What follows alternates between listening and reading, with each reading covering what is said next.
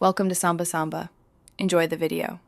In this video, I will show how to change 2021 Nissan Altima oil.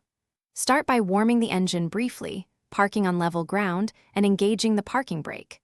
Lift the front with a jack and secure with jack stands, then remove the drain plug to let oil flow into a pan.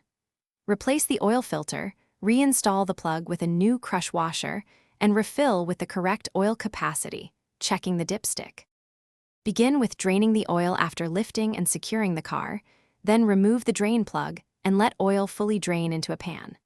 While draining, loosen the oil filter with an oil filter wrench and prepare a clean rag to catch drips.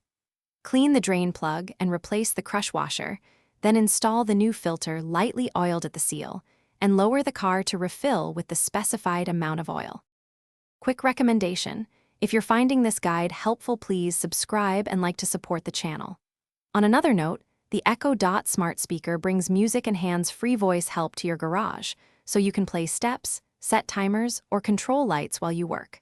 I find it handy for hands-free timing and music during oil changes. Check the description for the link and other deals. Now let's get back to the video.